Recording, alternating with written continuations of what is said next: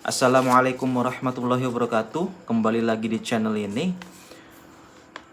Teman-teman semua mungkin tidak asing dengan apa yang dikenal dengan Wahabisme. Lalu banyak informasi mengatakan bahwa Wahabisme ini atau kaum Wahabi, pemikiran Wahabi saling berkaitan dengan kerajaan Arab Saudi sekarang. Maka mungkin bisa kita tarik dari awal bagaimana ini bisa terjadi.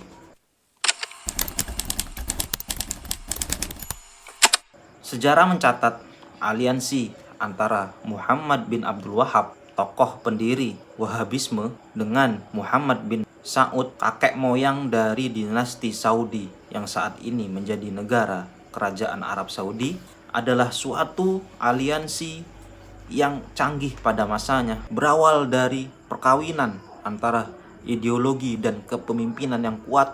Arab Saudi dan Wahabisme menjadi suatu yang tidak terpisahkan. Bagaimana semuanya bermula? Mari kita bahas. Suatu ketika Muhammad bin Abdul Wahab ini lagi asyik-asyiknya memberantas makam-makam yang masyhur di wilayah Uyanah, yang juga tempat kelahirannya, termasuk meruntuhkan makam Zaid bin Khattab, seorang sahabat Nabi yang juga kakak dari Khalifah Umar bin Khattab. Nah, Zaid bin Khattab ini adalah syuhada di pertempuran Yamamah, yang pada saat itu pertempuran itu bertujuan memerangi Musailamah Al-Kadzab yang mengaku sebagai nabi. Lalu singkat cerita, masyarakat ini nggak seneng sama cara dakwahnya Muhammad bin Abdul Wahab yang dikenal keras dakwahnya. Maka Amir Uyanah pada waktu itu atau pemimpinnya yang bernama Utsman bin Muammar mengusirnya. Mungkin begini pemikiran Utsman bin Muammar, daripada saya digeruduk sama warga saya, mendingan saya usir aja orang ini, dia nggak mau ambil resiko. Padahal aslinya Utsman bin Muammar ini mendukung gerakan yang dibawa oleh Muhammad bin Abdul Wahab, tetapi karena takut akan jatuhnya kekuasaannya yang diinisiasi oleh masyarakat, maka dia mengusir Muhammad bin Abdul Wahab.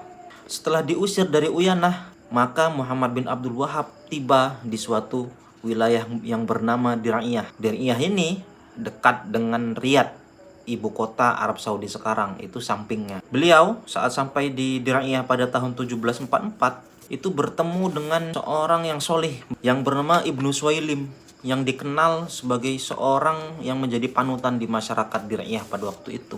Karena aturan pada waktu itu yang mengharuskan tamu melapor kepada penguasa, maka Muhammad bin Abdul Wahab dipertemukan dengan Muhammad bin Saud. Muhammad bin Saud ini adalah tokoh kunci pendiri dinasti Saudi yang pada waktu itu baru menguasai wilayah Dir'iyah di Najd, Arab, semenanjung Arab di wilayah tengah lah intinya. Lalu bertemulah mereka. Nah, setelah bertemu, ternyata setelah Muhammad bin Abdul Wahab menceritakan kisah hidupnya, lalu ideologinya, begini begitu, Muhammad bin Saud ini terkesan dan sangat-sangat respect terhadap Muhammad bin Abdul Wahab. Maka sejak pertemuan pertama, chemistry mereka terbangun. Terjadilah aliansi antara Muhammad bin Abdul Wahab dan Muhammad bin Saud.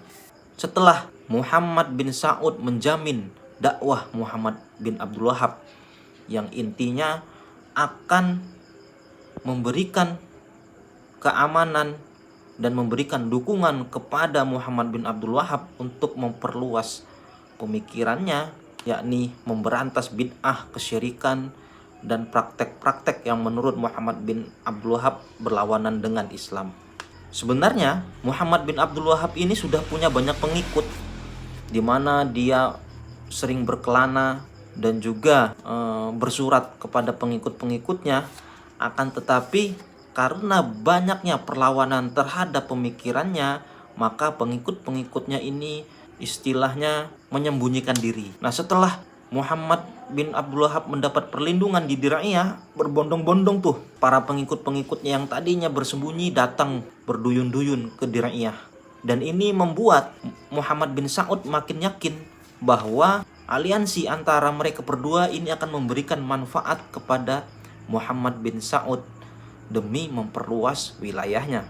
Benar memang bahwa dukungan dari pendukung Muhammad bin Abdul Wahab dengan pemikirannya bersatu dengan kekuatan politik di tangan Muhammad bin Abdul Wahab adalah sebuah kombinasi yang sulit dihentikan pada waktu itu. Lalu karena semakin kuatnya pengaruh aliansi ini, banyak kota-kota atau wilayah-wilayah di sekitarnya yang tunduk kepada Dir'iyah. Saya sebut Dir'iyah aja ya, bukan Saudi, bukan dinasti Saud pertama, karena waktu itu belum ada penamaan. Namanya Dir'iyah yang include dengan Muhammad bin Abdul Wahab tentunya.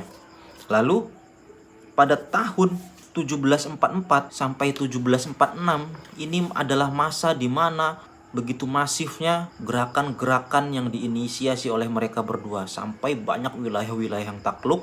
Di saat periode ini Muhammad bin Saud dan Muhammad bin Abdul Wahab memberikan ataupun menginvasi wilayah-wilayah lain dengan cara damai. Salah satunya adalah Muhammad bin Abdul Wahab mengirim surat ke wilayah-wilayah tersebut untuk mengajak mereka mengikuti ajarannya. Ada yang menolak, ada juga yang menerima. Mungkin pikirannya yang menolak, ini apa-apaan sih Muhammad bin Abdul Wahab bikin gerakan baru yang aneh-aneh sampai dompleng Muhammad bin Saud. Dipikirnya kami-kami ini memang gak punya ideologi yang paten, intinya begitu. Kenapa harus ada pembaruan, intinya. Praktek-praktek yang selama ini kami laksanakan menurut mereka itu tidak berlawanan dengan Islam. Jadi disinilah ada pertentangan juga ya. Tetapi kedamaian itu sedikit terusik di tengah perlawanan seorang yang bernama Dahlan bin Dawis, penguasa Riyadh yang saat ini menjadi ibu kota Arab Saudi sekarang. Nah, konflik dengan wilayah Riyadh ini berlangsung selama 30 tahun. Tetapi pada akhirnya pada tahun 1773 keadaan kembali normal. Walau pada tahun 1752 ini sempat diganggu keamiran Dir'iyah ini oleh orang yang bernama Sulaiman bin Abdul Wahab, yang ternyata dia ini adalah kakak dari Muhammad bin Abdul Wahab. Kakaknya Muhammad bin Abdul Wahab ini ternyata tidak sepakat dengan pemikiran dan gerakan yang diinisiasi oleh Muhammad bin Abdul Wahab. Sebagai kakak, dia mempunyai tanggung jawab moral untuk membersihkan nama keluarganya dari apa yang menurutnya menyimpang. Maka kakaknya ini menjalin aliansi dengan wilayah-wilayah lain yang sepakat dengan pemikiran kakaknya tentunya, untuk mencegah gerakan Wahabisme ini. Maka dilancarkanlah serangan-serangan selama beberapa tahun. Walau pada akhirnya pada tahun 1755 Masehi gerakan ini ditumpas. Setelah dirasa keamiran Dir'iyah ini kuat, maka perlahan-lahan Muhammad bin Abdul Wahab undur diri dari urusan-urusan negara, yang juga bertepatan dengan meninggalnya Muhammad bin Saud pada tahun 1765. Maka muncullah penguasa baru yang masih dimentori juga oleh Muhammad bin Abdul Wahab, yakni Abdul Aziz bin Muhammad bin Saud, yang dia ini adalah anak dari Muhammad bin Saud. Ternyata Abdul Aziz ini menantunya Muhammad bin Abdul Wahab juga, karena dia menikah dengan putri Muhammad bin Abdul Wahab. Dikarenakan mungkin sudah cakapnya Abdul Aziz, maka Muhammad bin Abdul Wahab saat itu lebih fokus kepada ibadah dan juga pendidikan. Jadi dia sudah tidak ikut hiruk pikuk mengurusi negara. Apalagi setelah dia menginisiasi dan mengajak masyarakat untuk membaiat Abdul Aziz pada tahun 1787, maka Muhammad bin Abdul Wahab merasa tugasnya sudah selesai. Sampai tahun 1792 Masehi, Muhammad bin Abdul Wahab meninggal. Dinasti Saud pertama ini berakhir pada tahun 1818 Masehi karena datangnya pasukan Turki Utsmani atau Kekhalifahan Utsmaniyah yang juga ingin memberantas Wahabisme yang disponsori oleh dinasti Saud pertama ini. Mungkin terkait invasi Turki Utsmani akan kita bahas di video-video selanjutnya. Jadi memang betul Muhammad bin Abdul Wahab ini berafiliasi dengan Muhammad bin Saud, tidak bisa dipatahkan lagi. Catatan-catatan sejarah membuktikan, dan efeknya itu sampai kepada pembentukan kerajaan Arab Saudi di masa modern ini, yang akan kita bahas di video selanjutnya.